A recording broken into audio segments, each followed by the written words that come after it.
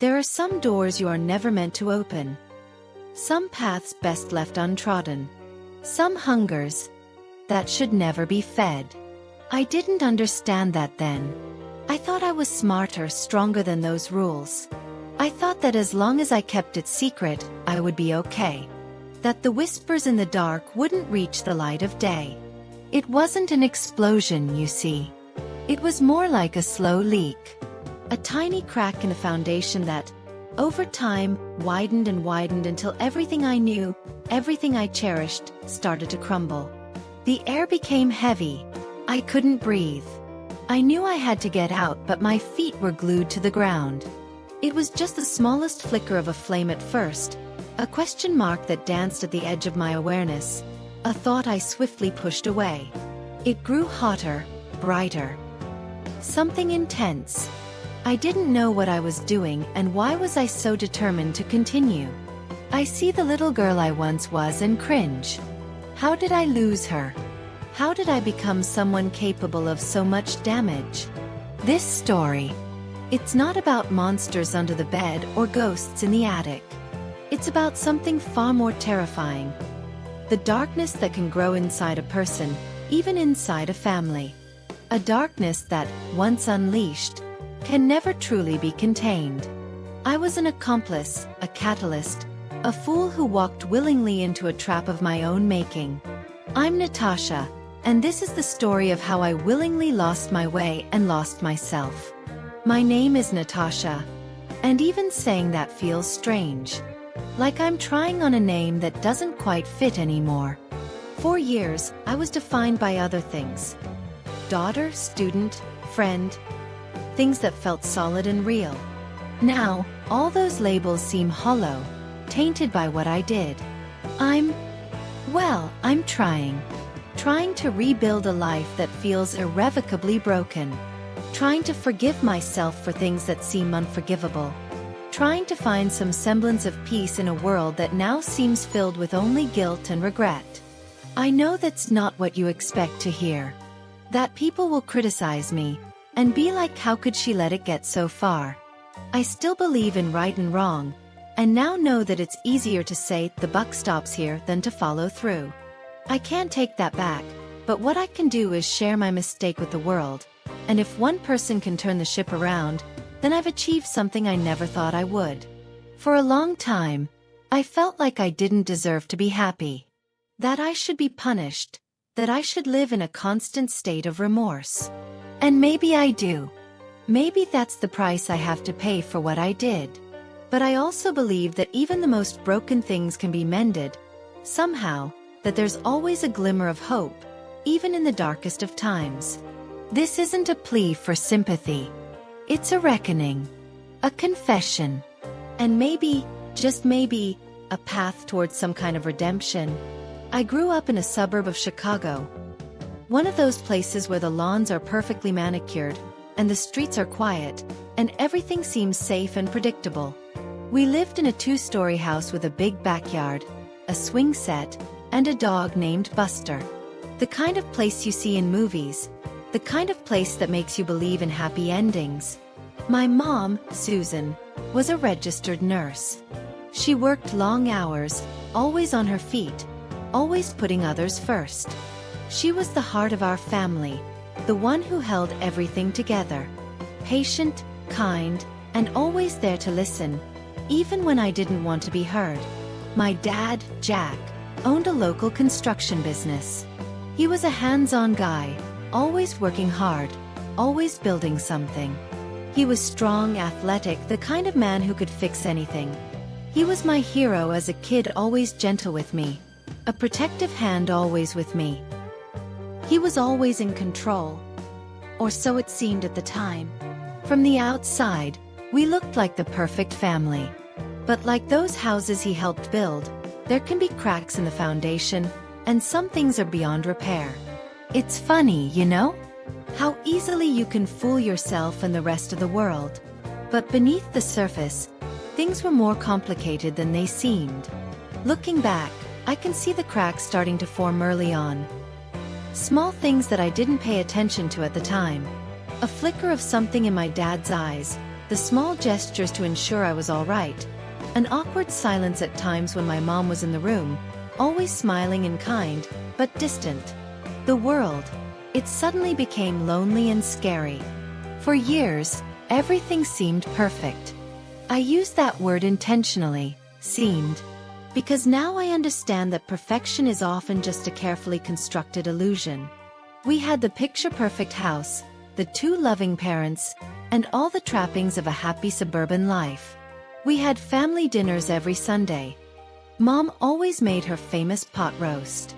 We went on summer vacations to the lake, rented a cabin, and spent our days swimming, fishing, and playing board games. We celebrated every holiday with enthusiasm, decorating the house, baking cookies, and exchanging gifts. It was a childhood straight out of a Norman Rockwell painting. And I was definitely a daddy's girl. He could never say no to me. If I wanted something, he'd get it for me. If I needed something, he'd be there. He spoiled me rotten, and I ate it up.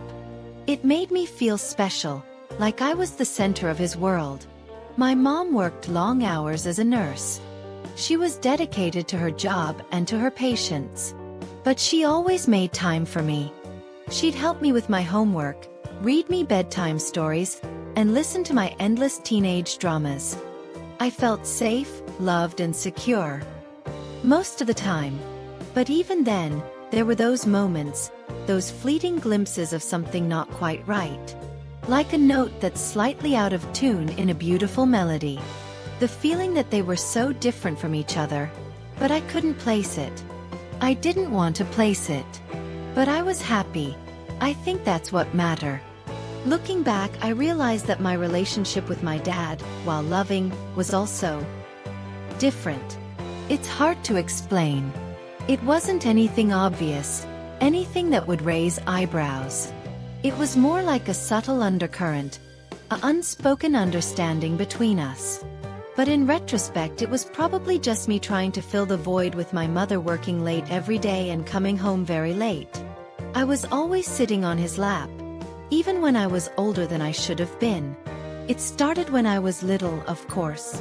It was just a comfortable place to be. But even as I grew into a teenager, I kept doing it. It felt normal at the time. A comfortable habit. He would be watching sports and I'd join him. It made him happy. He was always complimenting me, telling me how beautiful I was, how smart, how talented. It made me feel special. Seen. Like I was the only girl in the world. But in hindsight, it's just very messed up that I even remember this. As if this memory means something to me. And it should never mean anything at all. Then, as I got older, I started to notice things shifting. My mom was working even more. Double shifts, extra hours. She said she wanted to get a promotion. I don't know if it was the promotion or because she couldn't stand to be home with him. It wasn't long until she wasn't coming home at all. And my dad. He seemed different. Restless. Irritable. Like something was missing, or like he was searching for something he couldn't find. The whole time, everything just went downhill from there. I couldn't see the writing on the wall until everything already hit the fan. He started paying more attention to my appearance. Buying me clothes I didn't ask for. Taking me out to dinner. Just the two of us. It felt different from the doting he used to give. It felt intense. Like he was trying to replace something, and that thing was my mom. Then one day he told me how great it was that I looked just like her and that I was her legacy. To this day I cannot believe that he would say that to me. Then I should have known what was going on. And then there were my own feelings. This is the hardest part to admit. I started noticing my dad in a different way. He was still athletic, muscular for his age. All the girls told me. It's still disgusting for me to even think about it. I started feeling confused. It was a strange, uncomfortable feeling that I didn't know how to process. It's hard to say out loud, but the truth is I had a feeling that I had to ignore everything I was feeling to make my dad happy. It was my duty as a daughter to keep a smile on his face. But it was only the beginning, and it was getting worse and worse every second. I tried to ignore it, to push it down, to pretend it wasn't there. I tried to tell myself that I was just being a silly teenager. But it kept coming back, stronger and stronger. Like a tide pulling me out to sea. The sea of disaster. The turning point. The moment everything changed. Was when my mom had to go to that nurses' convention in Las Vegas. I should have known. I didn't even check up on my mom. It's like something wanted me to go through all of this mess. That weekend I was cursed with an overwhelming amount of bad luck. It was the first time it was just me and my dad alone for an extended period. No buffer. No escape. The house felt different, you know? Empty. Quiet. Oppressively quiet. Like all the air had been sucked out of it. It created the perfect environment for everything to unravel. It was like the air was pushing and pushing me. Every corner seemed to have someone watching. I was never alone. That evening he suggested we have dinner together. He even lit candles, something he never did, and opened a bottle of wine and played jazz. He looked at me and I looked at him. And I hated that it felt seductive. A small desire sparked inside me, but I told myself no. I knew I was in a dangerous situation. I knew that I was going down the wrong path. But a part of me, a small, twisted, selfish part of me, wanted it. Wanted the attention. Wanted the validation. Wanted to feel special again. That part of me, that sick part of me, was stronger than I could imagine. The wine loosened my inhibitions. I started confiding with him, and then it was too late. We reminisced about old times. When I was a little girl, always clinging to his leg, always wanting his attention.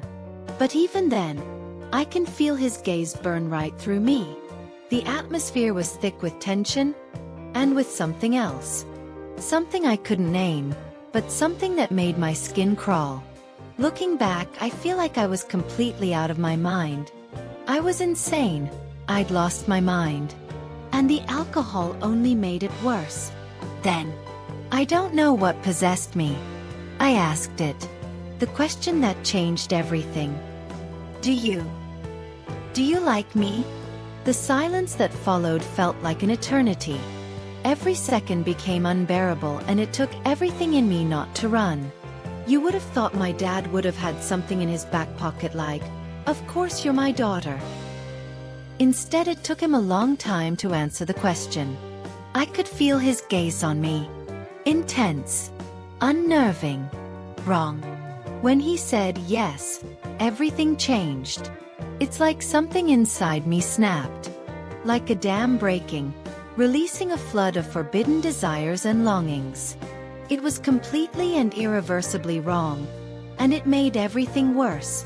In that moment it was like I had everything. Someone wanted me, something longed for me. That night was a mixture of horror and joy. The joy was evil, and I wish I had never experienced it. The pure destruction of it makes me sick. With all the love that he had for me, why didn't he stop? Then I reached out and kissed him. I knew it was wrong. Deep down, I knew it was a complete violation. Of my mom, of our family, of everything I held sacred. But I didn't stop. I couldn't stop. It was like a train that had left the tracks, careening down a steep hill, with no brakes. And now it has crashed, taking a bunch of people with it. And I have to live with that. The days that followed, they were a blur. A sickening, disorienting blur. I couldn't sleep. I couldn't eat. I couldn't look my mom in the eye. The guilt was like a physical weight, pressing down on me, crushing me from the inside out. I felt like an imposter, a fraud, pretending to be someone I wasn't anymore. But even with all the guilt, with all the shame, we kept seeing each other. It's sick, I know. But it was like we were addicted to each other, caught in a destructive cycle that we couldn't break free from. Every touch, Every kiss was laced with shame and a burning desire, a longing for something that I knew was wrong, but that I couldn't resist. It was like the addiction was telling me it was okay, that I could enjoy these things and suffer the consequences later. As if there wasn't going to be any punishment. The shame was an old friend now. Comforting but heavy. We met in secret. It was always hurried, furtive, and desperate. Sneaking around when my mom was working late, or running errands. The back of my throat went dry. The guilt of our actions were always present. There was no way to avoid the truth. Each meeting increased the tension. Each touch heightened the sense of wrongness. It was like we were building a tower of lies, brick by brick, knowing that it was only a matter of time before it all came crashing down. The tension was never ever gonna break, if it wasn't for us getting caught. As you can tell, now you are a part of that secret and you have to bear the burdens as well. Every person who knows feels like the heat is on their back, a mark to be killed. Do I not think that way? No. Then one night, I woke up and he was there. In my bed. Just holding me. At first I was startled, but then I kissed him. I initiated. How wrong of me. It was a conscious decision. I decided that it was worth it. That I could live with the guilt and shame and that it wasn't that big of a deal. I couldn't have been more wrong. We'd gotten careless. Complacent. We thought we were safe. That we could control the situation and that there would be no consequences. Mom was supposed to be at the convention for another day and it was so arrogant and rude. And as time continues, I wonder how I let everything get that far. I think this is very symbolic because like Mom opened the door in the doorway, Dad had already unlocked the door to destruction. Then, the front door opened. That sound. I'll never forget it. The click of the lock, the creak of the hinges. It was like a gunshot, shattering the silence and ripping apart everything I thought I knew. The look on my mom's face. I'll never forget it. Utter disbelief, betrayal, and a pain I never imagined I could cause. It was like she was seeing a ghost, or like her worst nightmare had come to life. She knew. All of it. I can imagine how scared she must have been to look in the eyes of her only daughter, knowing that everything was shattered and that she had to pick up the pieces. It's not only because of the divorce, it's the fear that this kind of monster would hurt others, or do something similar with someone. She didn't say a word. Not a single word. She just turned and walked out. The silence after she left was deafening. The pain of that silence still resonates within me to this day. Every family gathering is a reminder, and there will never be a moment that it doesn't hurt. Jack and we just stood there. Frozen. Unable to move. Unable to speak. Like statues carved from guilt and shame. The divorce was brutal. Messy. Painful. Our family, the family I thought was perfect, was completely shattered. Broken into a million pieces that could never be put back together again. No matter the superglue. No matter the love. And now it just sits there in this house. In this space. Destroyed. I felt responsible for everything. I was. There's no getting around it. I was the catalyst. The spark that ignited the fire that consumed everything in its path. I was completely lost. Adrift at sea, with no compass, no map, and no hope of rescue. This story is very difficult to retell, and sometimes I wonder if I'll ever meet a person that feels what I feel. Now I can say, maybe no. And there's only so much that can be shared and said before it is impossible. It's been years since that night. Since the night everything changed. And I'm still trying to piece my life back together. It hasn't been easy. It will never be easy to forgive myself. But I know you're all looking for me to learn something. I have, and I hope it impacts you. I've been in therapy. Trying to understand what happened, and why. Trying to unravel the tangled web of emotions that led me to that point. I'm looking to find all the cracks in the pavement. What led me there, and will I recognize those pitfalls again? Trying to learn how to forgive myself. That's the hardest part. And maybe it's something I'll never fully achieve. But I have to keep trying. I have to find a way to live with the consequences of my actions. If there's one single thing I want you to take away from my story, it's this: boundaries matter. Especially within families. Those are the relationships that should be the safest, the most secure, the most protected. Be aware of your own feelings. Acknowledge them. Understand them. Don't let them control you. And don't be afraid to seek help if you're struggling. Talk to someone you trust. Talk to a therapist. Don't let your feelings build up and fester until they explode. And most importantly, never cross the line. Once you do, there's no going back. There are some things you can't undo. Some wounds that can't be healed. Some bridges that can't be rebuilt. And what about my dad? Where is he now? To tell you the truth, I don't know. I can't say. And I'm not sure I even want to. This is the story of my destruction, and I'm sharing with you everything. And that's all I can do. Now for the viewers watching, it's up to you. There are some feelings that can't be justified and some that can't be forgiven. We can't act on our feelings. We can't always get what we want. And sometimes the hardest thing to do is to walk away. To protect those we love. Even if it means sacrificing our own desires. If you've ever experienced anything even remotely similar. If you've ever felt lost, confused, or trapped in a situation you couldn't control, please know that you are not alone. There are people who care. There are resources available. And there is always hope. Share your thoughts, your feelings, your experiences in the comments below. Talking about it can help. Connecting with others can help. Knowing that you're not the only one can make a world of difference. If you found this video helpful, if it resonated with you, if it made you think, please like it and subscribe to my channel. It means more than you know. And remember, even in the darkest of times, even when you feel like you're drowning in despair, there is always hope for healing and growth. There is always a chance to rebuild, to start over, to find your way back to the light. I may have lost my way for a while, but I believe that one day, I'll find it again.